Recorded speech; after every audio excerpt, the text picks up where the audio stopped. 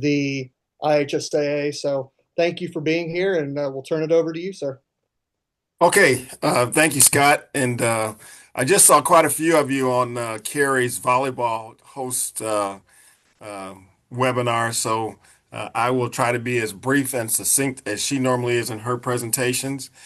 Again, thanks for having me here. I just want to talk about a couple of things that are kind of important to us right now as we move out of the fall and into the winter season, specifically with wrestling. I know briefly at the principal meetings I talked about the new system we're going to have and the new process. It really isn't anything new. The requirements are the same for the wrestlers. Your responsibilities are the same with respect to entering the data. The only change will be that we have a new provider, a new platform. It may look a little different. But for those of you who worked with this program with the girls wrestling last year, it's a lot more information that's provided to the coaches, and it's tailored specifically for Indiana wrestling. So that's the USA bracketing. They had their webinar early in the fall. It's available on my HSA for you to review and to go over. But I just want to just cover a couple things real quickly that are kind of important with respect to wrestling that will avoid a lot of headaches later on. Number one, I cannot stress enough that you not allow your coaches to do that initial assessment within the first 5 or 8 days of practice. During the principal meetings, I handed out the weigh-in sheets that those coaches should be able to use to track their wrestlers early in the season. That's a great way to find out when it's time to do your initial assessment. And then again, the only requirement on that initial assessment is just has to be done the day prior to any kid competing in their first contest. So that allows your football players, if they're still in the tournament, you make a deep run and they're not able to begin practice until after Thanksgiving. Again, give them 6, 8 days before they do their initial assessment, get in wrestling shape before you do their weight management. The dates for girls with their 2 pound allowance has been adjusted. They prior to this year, they had the same date as the boys, but because their tournament is a lot earlier, their 2 pound growth allowance, and that's all reflected in all our information. So you don't have to worry about that. It's automated, so they'll get that allowance and they'll get that protection on that date in December. Question? Okay. There's a lot going on here. Like I said, we just had the volleyball rules meeting. I'm participating in this meeting. We're also in court down the hall on a web for an eligibility hearing. So if we get interrupted here, that's part of the reason. And then, so we've got the initial assessment. We've got the dates that have to be met with respect to wrestling. The 2 pound growth allowance dates. And then the last thing I want to talk about are those exceptions for your wrestlers. There are some exceptions for wrestlers with respect to their weight loss. The first exception is the kid who is below 7% if they're a boy and below 12% body fat if they're a girl. They have to have clearance from a physician to participate in wrestling. And that simply says that at their current weight, there are two options for the physician. Number one, the wrestler can compete at their current rate and weight and body fat. Or number two, that wrestler cannot compete until they get to that minimum weight that's reflected in the 7% or 12%. Those forms are online and available. The second form is the request to lose an additional 2%. Now, you can only do that if your initial assessment is above 7% for boys or above 12% for girls. Those forms are mutually exclusive, meaning you can't have the same form for both kids because you can't be simultaneously above and below 7% or above and below 12%. So remind your coaches you can't have both forms for the same kid. It's one or the other if you indeed need to do them at all. The reason that you would use the additional 2%, which just requires a parent signature, is if a kid is on the cusp of two weight classes, and that 2% additional allowance will allow them to fall to the lower weight class.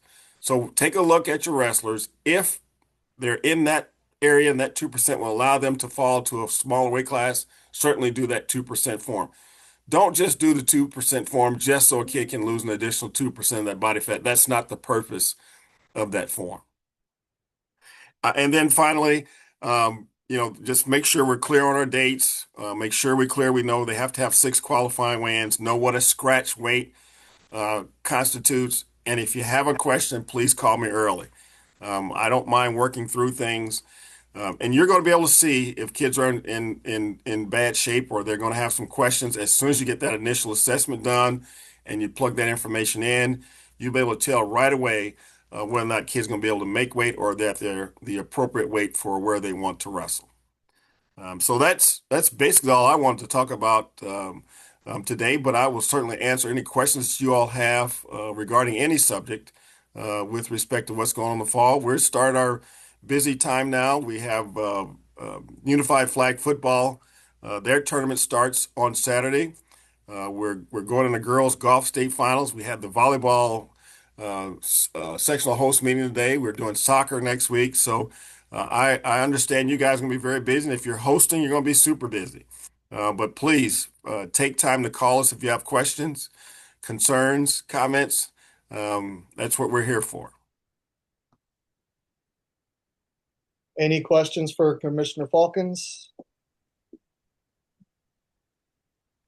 All right. We appreciate you being here. We know you guys are busy in the office as well, but very valuable to have a representative on our meeting. So thank you very much. Just like Mr. Faulkens said, if you ever have any questions, feel free, call them. They'll talk to you. They'll walk you through scenarios, especially if you have transfer questions. I know that's going to be on the fall district meetings talking about transfer. So call them. They're more than happy to help you out. It's easier to call than to clean it up on the back end. So thank you for all you guys do, and we'll take care, and we'll see you later, Mr. Faulkens. Hey Scott, yeah, I want to follow up on that transfer. I mean, we've got a new transfer rule, and we're working through a lot of stuff. So if you think you've got a unique situation, we definitely want to hear it because that can help us in the future. We just had a conversation on in our meeting earlier this week about a situation we've never had before, and so just having that situation allowed us to have a conversation about how to respond to it. So if you've got something that's going on, please, please, please call and ask us questions because it may be the first time we've had to deal with it, but it'll help everyone else moving forward. Absolutely. Thank you for your time. You're more than welcome to stay on or hop off if you need to, but thank you very much.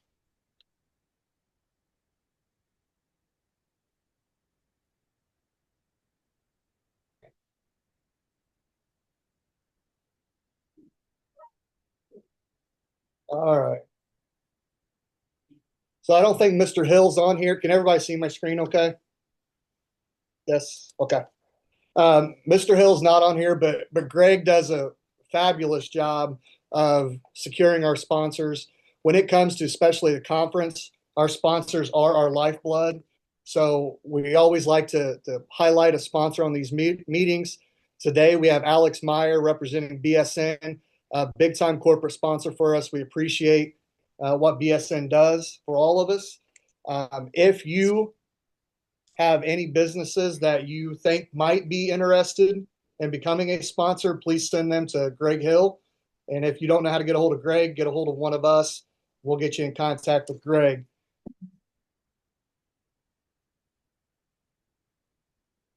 So I think, Mr. Meyer, are you on here? Yes, sir. Do you need to share your screen or anything? I do not. I will be extremely brief. If you're good for me to go, Quinn Moore threw this on me here at the last second, so I'll be quick and let you guys get on your way. First, thank you for giving us an opportunity to sponsor and hop on. My name's Alex Meyer. I'm a sales manager here in Indiana, along with Quinn Moore and Bob Kaiser. We just have a couple things to call out. We want to thank everybody that helped adopt our new My Team Shop Sprint program for this year. It ended up being a huge success for us.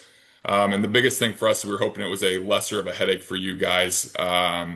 hopefully not receiving many emails from parents asking where their gear is. If you're not familiar, the Sprint program is our quick turn online program where stores have orders that ship directly upon payment instead of having to wait the traditional 3 to 4 weeks like in the past. These move immediately. The goal is that to help, like we said, get product to your coaches quicker, and hopefully where you guys don't receive any emails asking where your gear is because you guys obviously have a lot bigger issues to worry about than this. So thank you. It was in the beta stages. It's going to move into our official platform here soon. So thank you again for letting us test run that this year. On top of that, we are excited to share that we are now licensed with Adidas and Under Armour to start printing their jerseys in-house. This rollout is going to begin in the spring with baseball and softball, and it will expand to other sports.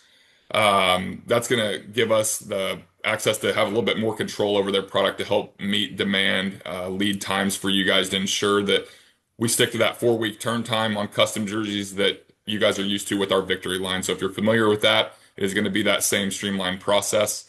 The big question is going to be if that is coming to Nike. That's something that we are in talks with. I don't have a great answer for that right now, but hopefully by the next call we have something figured out. So I don't have anything else other than that today. Just wanted to share a couple of bullet points. Thank you guys again for allowing us to use the Sprint platform this year. And if you have any questions ever, reach out to any of us managers or your field sales pro at any time. And good luck the rest of the fall, and good luck rolling into the winter here. We appreciate you, Alex, hopping on here. And I know Quinn kind of threw you at this at the last minute, but thank you. Thank you to BSN for all you guys do. Is there any questions that anybody has for Alex for BSN? You are more than welcome to stay on or more than welcome to hop off, but thank you for being here and we appreciate it. Thanks, Alex. Thank you, guys. We are going to turn it over to the guru himself, Mr. Seymour. Before we turn it over, I have put the PowerPoint, this presentation, in the chat. So if you want a PDF copy of that, at the end, later on today, we'll send you the video so you can share that and rewatch. But let's turn it over to our professional development here. Mr. Rob Seymour, past president, assistant professional development. He's going to talk a little bit about use of AI and some tools that can help us in our athletic departments.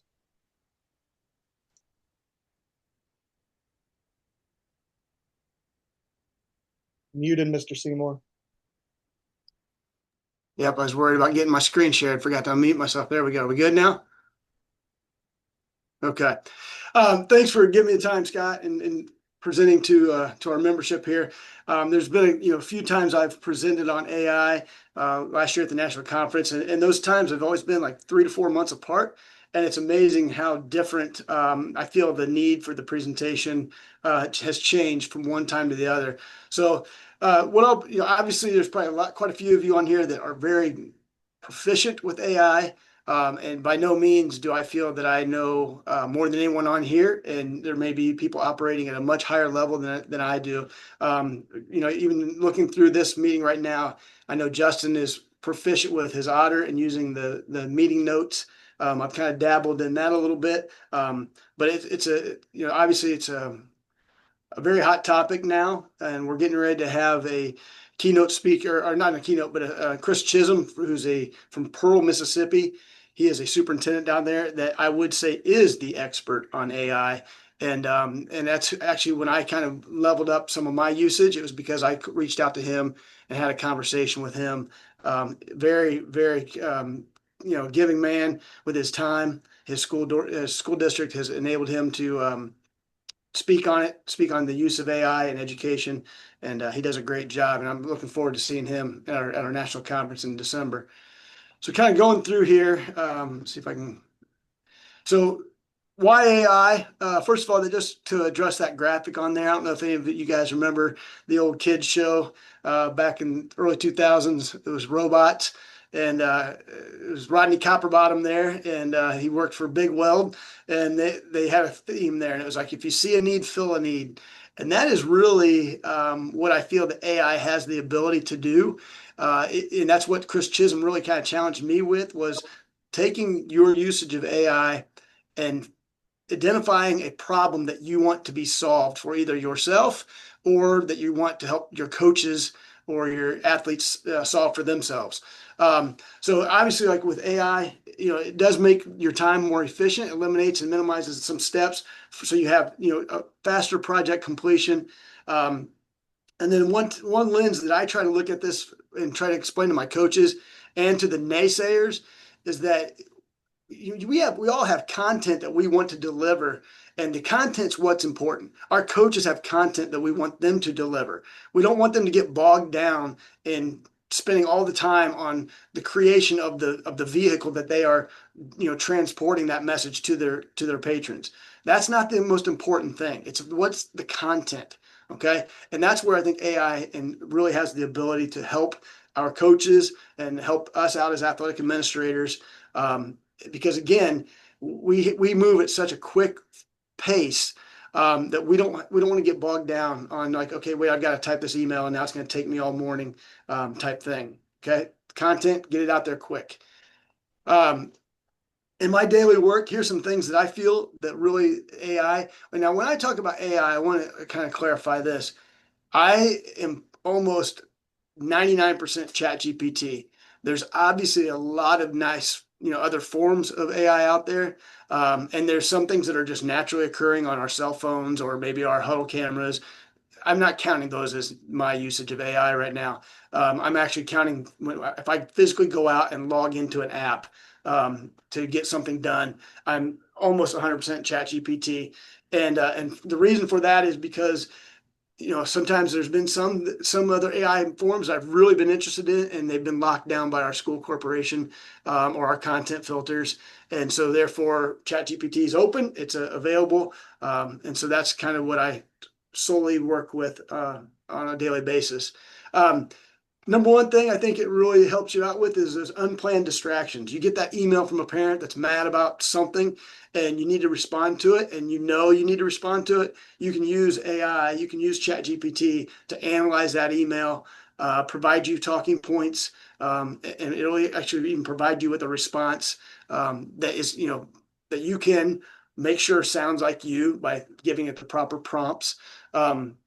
But again, it's just that unplanned distraction that comes into your office, right? Early, first thing in the morning, and you need to get rid of it, because if you just hold on to it, it's going to be there all day and may not get done in a timely manner. The second thing is a weakness of mine. And every time I've had an end of the year evaluation with my principal, I kind of briefly talk about this.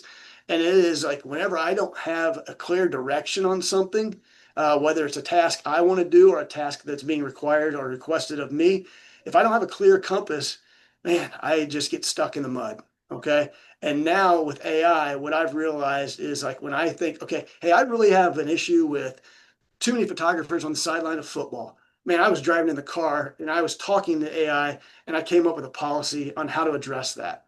And I could have been stuck in the mud with that for a whole semester, a whole year. But again, go back to I see it. I saw a need and fixed a need, and so that I think AI has the ability to help you get through those parts and give you that compass clarity. Brainstorming is a third item here, and with that, again, we have daily tasks that we have to do as athletic administrators, but we also have those big vision ideas that we want to do. For me, like one of the big things right now is I really need to get a good message out to our sponsors. I'd like to increase sponsorships. We have people giving money, but the athletic department's not necessarily tapping into those resources as well as we could.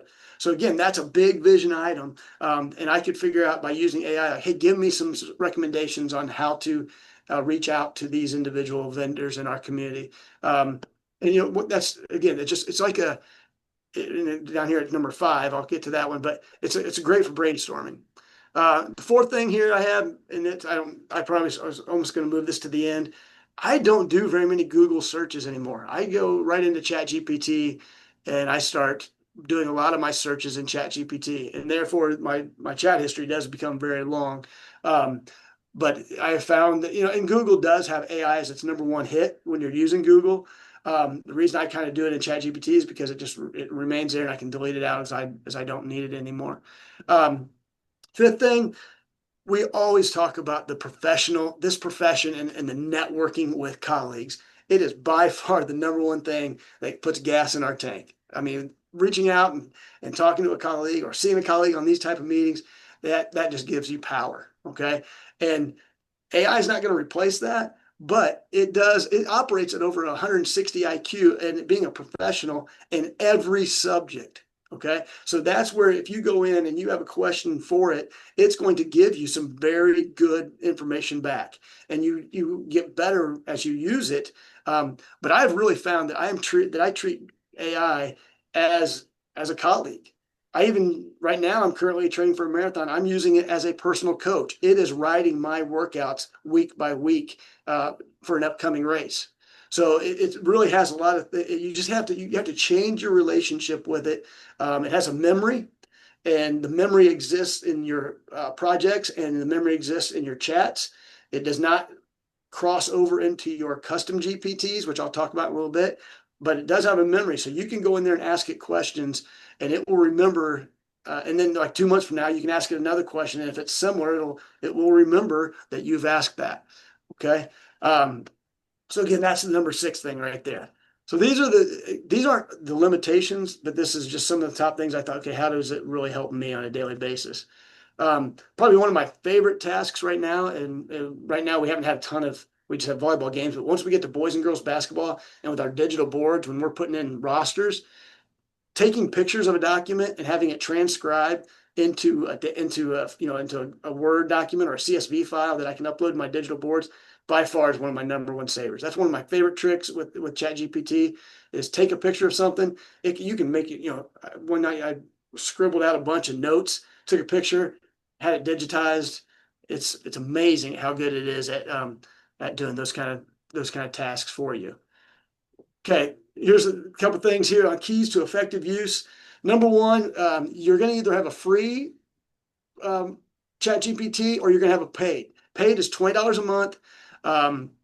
They also have another one that's like $250 a month, and I don't know anybody that needs that. Okay. I did go to the paid version from the get-go, and that was because I wanted to use, you had to really have that at that time to do graphics. And now I do it because of custom GPTs. But when you open up your profile, you want to have as much information there as possible. Okay. You want to, basically my entire resume exists in my profile. What my wife does professionally, where my kids are in school, the activities they do, everything is in my profile. That way, when I'm talking with ChatGPT, it knows all of these things. And if I talk about, hey, I want to do my long run this weekend, it's going to ask me, does IU have a home football game? Because my daughter's cheering there. So it helps me, it knows all of the things that are going on in my life. And that's because I built that into my profile. Okay. Next thing here is to create custom GPTs. Again, this is on the paid version only. And if I create a custom GPT, I can share that out and anybody can use the custom GPT. You don't have to have a paid version. So these are for repetitive tasks, things that again, solving a problem with this custom GPT. I had an event cancellation custom GPT that I go in and, hey, we're canceling soccer tonight because of the weather, and it will walk me through all the steps. Have I done all the steps? Have I notified the right people? And if I haven't, it'll give me a text message that I can go in and then send to that person to let them know. So it's, again, you really have to just be creative. I'm also using it for my coach evaluations. I created a custom GPT for that. Third thing here is projects. And I have not done a lot with projects, but it is a tab on the side. And that's where if you're going to keep going back, for example, I moved my marathon training thing into a project. So that way, because I do go back and visit that on a weekly basis. So those are the 3 areas. Again, remember, custom GPTs is in the paid version. Okay, so going back here, impact on me as an athletic administrator. I feel like I'm more organized. It challenges me. I feel like it's leveled up some of my structures that I have, some of my processes, and I like to have systems in place. It does expand your creativity and long-term vision of how you want to get things done. You can, anything that you want solved, you can put into ChatGPT, and it's going to really give you some good information back. The third thing I have over here, and a lot of people are going to say it saves you time. I don't know that it saves you time in the long run. Okay. And the reason I say that is because the way we function, the way we operate as athletic administrators is if we just become more proficient. And so therefore we just tackle more stuff. And so, yeah, you're getting things done in a more proficient manner, but now you find yourself doing more stuff to operate at a higher level. That's fine. I mean, I enjoy that. I think it makes our department better. It makes us better for our association members that are working with us on a daily basis.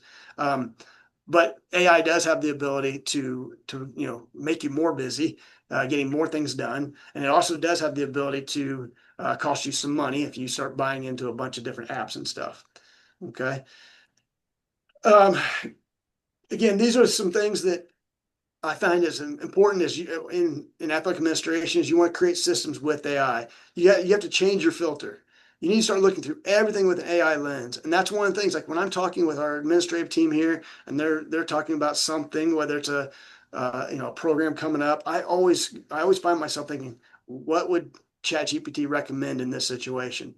Okay. So you have to really change your lens to make sure that you're looking through, like, filter this through AI, filter this through AI. It doesn't have to mean you end up with a product that was created by it, but just put it in there because it's going to bring up things that you really just did not think about in your quick brainstorming sessions.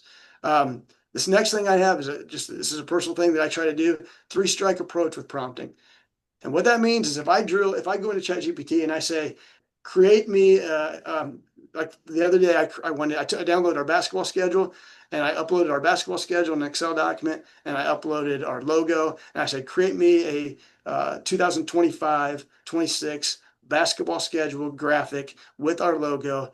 And so I had it do it. It did a great job, but I had to correct some errors. So that was strike one. Then it had some more. Then it didn't have all the events. That was strike two. So I finally got to the point where, okay, strike three, I'm not doing this. So, but what it did is it gave me a great diagram to jump over into Canva and create it myself the longer way. So now, again, there's probably some AI things out there that could have done it with no errors. ChatGPT did not. Okay. But again, it's a great way to give you ideas to go into, like, go into Gipper or go into Canva and create those things. But again, 3 strikes. I could have kept drilling down, but then I've lost the efficiency of using that system. So that's what I do. So 3 strikes. If you feel like you're not getting to where you want to go, change. Now, one thing I will say is I wanted to send a text message one time and it would not format it or basically have the tone I wanted. So I went in again. Remember we talked about it has memory. So I got to the 3 strikes. I went and typed up the text message all by myself, copied it, threw it into ChatGPT and said, you didn't get it. This is what I wanted it to sound like. And it says, thank you. I'll remember this for future text messages that you need to send. So again, it's trainable. We got to change that relationship with it. The third thing here I have is freshen up old documents or create new content. So again, we share documents. I called Leah Woolridge at Novasville and said, hey, you're hosting sectional, I'm hosting sectional. Send me what you got. I'd like to see it. Okay. But then I just kind of let AI help me freshen it up a little bit. Okay. It's the same stuff, but what I like about it is also it makes you go through and realize the changes that, like, maybe the IIAAA have asked you to do in hosting that sectional. Like, we're no longer doing an all session pass. So that may have been on an old document. And so now by going through and freshening it up with AI and putting your fresh eyes on it, you can catch some of those things and pull some of those things out. So those are some of the main 3 things. I think the next thing I have here is just to give an example. If anybody has any questions, you can ask in the chat, and Scott, you can stop me at any time. But this is an example of how I used ChatGPT recently, and again, preparation for the soccer sectional public address script. We were all sent sample scripts, things that we'd like to have read at our events. And I have a script for soccer. I have one for volleyball, and then you can see on the upper left corner here, those are the 3 documents that I uploaded into ChatGPT. Now, the reason I did volleyball is because I took the time with volleyball this year to give it a timeline. So at 7.5 minutes, and the switch over the warm up, read this script, right? So that helped our announcer. So I wanted that timeline idea to get transferred over to soccer. And I also wanted the IIAA's soccer reads, PA announcements, to get put in there as well, so that my announcer will make sure he reads those. And so you can see here, you can see my prompt there. And then the reason I added all these other things, because these are my redirects, these are my reprompts. Okay, so it replies back. I've created this public address, whatever, right? And then my next up top is, can you delete certain information, add this, add that, and so it keeps drilling down. I keep drilling down to what I want. And again, the reason this doesn't fit the 3-strike rule is because every time I gave it a new demand or a new request, it did it, and it did it the way I wanted it to. So because I'm going in the direction, trending in the direction of getting to the product I want, then I don't view that as like it's striking out for me. Okay. But you can see here that this is again how I go through and I communicate with ChatGPT, and then here's the final draft. So again, it's the Fishers High School boys soccer sectional public address script. It has the tournament schedule, so our announcer can say all the game times and who's playing who. And then 20 minutes before the match, warm-up begins, and I've got the script there. And then it just so it gave the timeline. And then down below, if you looked at my prompt, I said I want game 1, game 2. I want a checkbox so that we can make sure that we're reading these things and that we're keeping track of what's been read, what hasn't been read. Again, trying to help our public address announcer who volunteers his time. So, but this is the most this is again one of the most recent things that I've used this for. I've also been using it for our rosters in preparation for the sectional, and I've been downloading the athlete CSV file from the my IIAA, throwing it in ChatGPT and having it spit out basically rosters with just putting the number first and then the name and basically how you read it when you're doing the announcing, and also deleting if there's the same black, or if there's the same like light and dark jersey number, then just put one jersey number. So anyway, I've used ChatGPT to do all of that stuff and Canva. So that is, a practical use. And you can see that, could I have typed all this stuff out? Yes, I could have done it. It would have taken me a little more time. I would have spent a lot of time just putting little check boxes in front of these game 1 and 2s and stuff like that. And so that's again where you're saving yourself some time. So just real quick, 'cause I don't want to go past my allotted time here. Just what I challenge you is, what's the next step for your AI journey, and like how can you explore and think through processes that you do? What comfort level do you have in trying to incorporate ChatGPT to tackle some new things or put a new shine on something old? So, Scott, that's all I got, man. Appreciate it, Rob. Any questions for Rob? I have a question. I'm typically the type of person, if something new comes out, I want to jump in both feet, go right at it. But you use the term kind of get bogged down.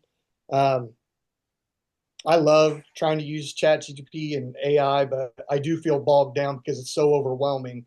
Mm-hmm. If somebody wants to get started, what's in your opinion, the easiest first step to kind of ease their way into using this? The easiest way to get started with ChatGPT is to get in there and play with it in a funny way. Like the other day, I'll just tell you the story because it happened. I went, Matthew McConaughey has a Friday 5 o'clock, lyrics of living, and he does like 2 or 3 minutes. He talks. It's classic Matthew McConaughey. And so I went into ChatGPT and said, write a poem, because he came out with a poem book, write a poem about athletic administration in the voice of Matthew McConaughey. And one of our deans was ripping on me. He's like, how much time do you got in the day that you can just do this? And I'm like, write me a poem in the voice of Matthew McConaughey about the grumpy dean. And I'll be darned, he just wrote this. It was just, like in seconds, spits out this poem all about the grumpy dean and everything that a grumpy dean does in your building, tardies and hall passes and shirts untucked and cell phones. And it was classic. And so that's how you really just get in there and you just start messing around, like, order me a pizza in the voice of, Shakespeare, or like you can just have fun with it. And then once you start seeing what it does and how it responds to your texts and to your prompts, then you can start, using it for professional business things. There are some things that I have that are rock solid. Like, for example, I've found that it does not sound, especially when I first started using it. If I said write a reply, it did not sound like me, and everybody would know that it was AI. And not that I'm trying to hide it, but I have to use some prompts like less fluff, more concise, give me a word count. Like, you can type something up and do word count, and it'll say 250 words. Go, I want 75%. I want 75% of that. And it will then trim your email down to get to 75% of the 250. And to do that, it took out the fluff. So you can find different ways of doing that. It is, another great use that I really found useful was I had a parent that was pretty upset about something. And I took the email, put it in there, said, give me talking points. This is a conversation I need to have first thing in the morning. And it's a lot of emotion. And it gave me the talking points, and I printed it out, had it right next to my phone. And when parents try to derail you and go on to these other topics that are not part of the issue, I was able to stick to the script that it helped me write and be empathetic. Yeah, and it just kind of gives you this like overall view of it. So it's almost like you're operating under a structured instructional manual, and it's sometimes easier, and it gives you confidence to like handle things as opposed to like, oh, I got to figure out what I say here. You know what I mean? Um, but getting in there and playing with it is probably the first thing. Just get in there and have fun. Well, Rob, we appreciate you hopping on here, and I know you'd be honored anyway, but being willing to present to us. And I think I can speak for Mr. Seymour. If you do have any questions, um, he would more than welcome or more than happy. Uh, Definitely. Yeah, be more than happy to help you in whatever questions you have. So please reach out to him, and let me try to get.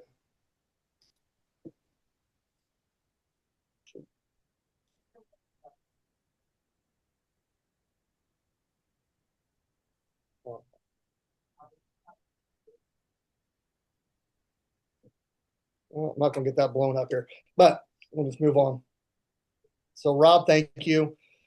Some important dates coming up right now. Our next Zoom meeting is scheduled for November 6th. That's kind of a rollover date from last year. But if you go to the next screen here, that falls on District 1's fall district meeting. So I'll talk with the leadership, and we'll probably try to move our Zoom meeting. We don't want to interfere with the district meetings, but the district meetings have started. October 1st, yesterday, District 4 met. We got some good feedback from those district meetings. So we encourage you, attend your district meeting. Make sure that you are a member if you're going and voting for anything. So if you have any questions about district meetings, please reach out to your district director, or you can reach out to Leanne or Justin or myself. So district meetings are underway. Leanne's leadership, the next one coming up is October 20th. She's put in a lot of work with Travis Doherty. Those are great to hop on, so we encourage you to do that. IIAAA Sports U. We have a lot of sports U's. We're trying to create resources for all athletic administrators. So we have sports U's for new ADs. We have sports U's for the general membership. So that's the general membership one. So if you're not a member or haven't joined Sports U for IIAAA members, there's a QR code. You can do that. And we'd like to give some shouts out here for people that are certified or have leveled up their certification. That was a push when Mr. Seymour was president, and we continue to encourage people to level up your certifications. So there's two of them here since we didn't have a Zoom meeting last month. But in July, we had Cynthia Wilson, Jordan Leonard, and Nick Dunkelbarger got their RAAs. And last month, Marie Doan and Matt George got their CMAA. So congratulations to those individuals. Like I said, we encourage you, continue to level up your certification It's just it's good professional development for you, and I need to do mine. So that's always a great reminder to me to level up my certification. Fall webinars. So if you want to start leveling up, you got to take some classes. Starting October 20th, IIAAA is offering their fall webinars. So there's the classes that are being taught. Those are online, typically 4-hour courses, usually in the evenings. If you have any questions about that, feel free to reach out to one of us or Dan Armstrong or Rob Seymour, and they can help you with that. And then the last thing, the motivational picture. This is one of my favorite pictures I have in my office. I think all of you maybe know the story. If not, American bison. Notice I didn't say buffalo. That's my former biology teacher coming out. There's no such thing as buffalo in the United States. American bison. Into the storm. This is something that I personally struggle with, and I will admit that. We all, not all, some of us tend to shy away from those difficult conversations with coaches or parents or athletes. And sometimes it's easy to turn a blind eye and hope the problem goes away. We all know it won't. It usually makes it worse. So I have this as a reminder, like the American bison.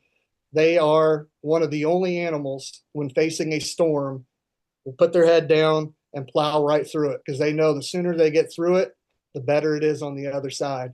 Most animals will hunker together and kind of cower and hope the storm passes, not the bison. So I think that's a great picture to have. Feel free, use that how you want, but I do have that hanging in my office and I look at it every day because it's a great reminder. Got to have those difficult conversations, go through those tough times. Things will get better on the other side. So love that picture. And we are 3 minutes early, so that's awesome. Is there any questions that anybody has for the good of the group? Mr. Dixon, is there anything you would like to add, or any of the district directors on here that want to add for their district meetings? No, just thanks to Mr. Faulkens and Alex and Rob for contributing to our Zoom here. Absolutely. Well, we'll share this recording out later today or tomorrow, and I'll get with Justin and Leanne, and we'll look at the next date. Like I said, we don't want to interfere with district meetings, but yeah, I'll echo that. Thank you, Mr. Faulkens and Meyer and Seymour, for being on here. We appreciate you guys and what you do for us, and hope everybody has a good rest of your fall season. It's winding down, then maybe a little breather. Take time for yourself. Take time, get out there with your family and enjoy your families. But always reach out to one of us if you ever have any questions or if there's anything we can do to help you. That's what this organization is about. It's about people. So we appreciate it, and we will talk to everybody soon. Thank you.